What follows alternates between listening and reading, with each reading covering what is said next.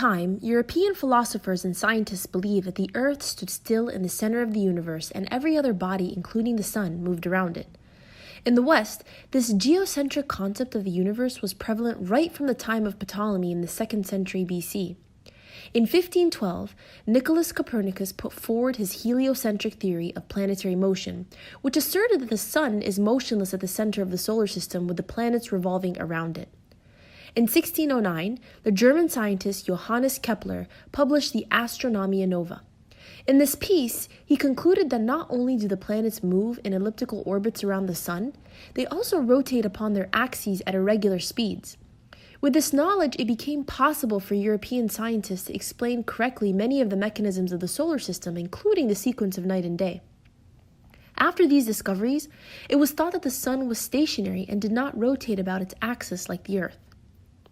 I remember having studied this fallacy from geography books during my school days.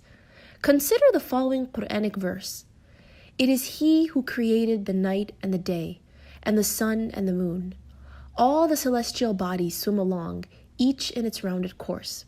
Al-Quran 21:33. The Arabic word used in the above verse is yasbahun. The word yasbahun is derived from the word sabaha. It carries with it the idea of motion that comes from any moving body. If you use the word for a man on the ground, it would not mean that he is rolling, but would mean he is walking or running. If you use the word for a man in water, it would not mean that he is floating, but would mean that he is swimming. Similarly, if you use the word yasbah for a celestial body such as the sun, it would not mean that it is only flying through space, but would rather mean that it is also rotating as it goes through space. Most of the school textbooks have incorporated the fact that the sun rotates about its axis. The rotation of the sun about its own axis can be proved with the help of an equipment that projects the image of the sun on the tabletop so that one can examine the image of the sun without being blinded. It is noticed that the sun has spots which complete a circular motion once every 25 days, i.e., the sun takes approximately 25 days to rotate around its axis. In fact, the sun travels through space at roughly 150 miles per second and takes about 200 million years to complete one revolution around the center of our Milky Way galaxy. It is not permitted to the sun to catch up to the moon, nor can the night outstrip the day. Each just swims along in its own orbit, according to law. Al-Quran 36:40. The above verse mentions an essential fact discovered by modern astronomy, i.e., the existence of the individual orbits of the sun and the moon and their journey through space with their own motion.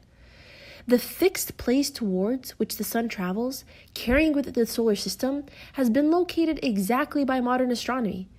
It has been given a name, the solar apex. The solar system is indeed moving in space towards a point situated in the constellation of Hercules, the Alpha layer, whose exact location is firmly established. The moon rotates around its axis in the same duration that it takes to revolve around the Earth. It takes approximately 29.5 days to complete one rotation. One cannot help but be amazed at the scientific accuracy of the Quran.